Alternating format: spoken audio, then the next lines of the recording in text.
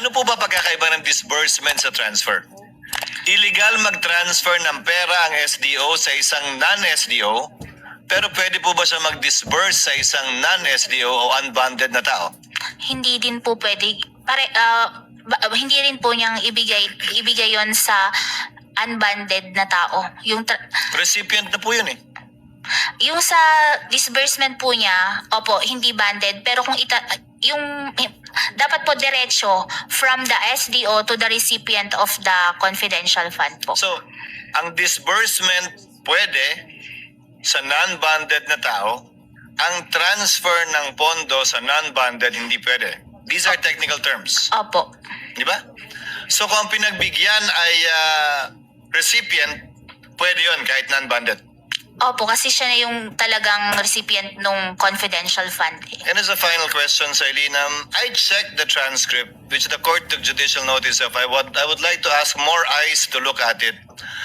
Hindi ko nakita sa transcript na sinabi ni Gina Acosta na binigay niya kay Lachica lahat for the fourth quarter of 2022 and the first 3 quarters of 2023. Medyo may ganung punto pa si Eduarda. Pero kay Gina Acosta, maliwanag na binigay niya yung 125 ayon sa kanya kay Lachica sa last quarter, pero hindi ganun kaliwanag na yun din ang ginawa niya for the first 3 quarters of 2023. Ano po ba particular yung pinagbasehan niyang dokumento nang binanggit niyong dinisallow namin agad dahil sabi niya Acosta, binigay niya lahat kay Lachica. Hindi ko po makita, baka pwede niyong maituro sa TSN. Yun po kasi ang pinanghawakan namin doon, yung general statement niya na yung ginagawa nila is ibinibigay niya kay Colonel Lachica yung confidential fund po. Pero ang tinutukoy po niya ay yung 2025. Yung general statement po ni Eduarda, yun ang tumutukoy sa confidential fund ng DepEd para sa 3 quarters ng 2023.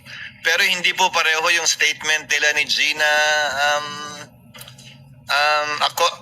Acosta na ganun kaliwanag na yun din yung ginawa niya sa first 3 quarters of 2023. Ano po ba yung particular na pinagbasihan niya? When you say general statement yung pinagbasihan niyo, yung narinig niyo po ba o yung TSN mismo?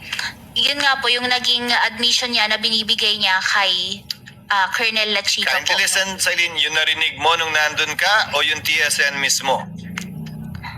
Yung narinig ko po nung nandun po ako na sinabi niya na binibigay niya kay Hindi Colonel mo Lachica. pinagbasihan yung aktual na TSN na marahil mas maliwanag tungkol sa bagay nito.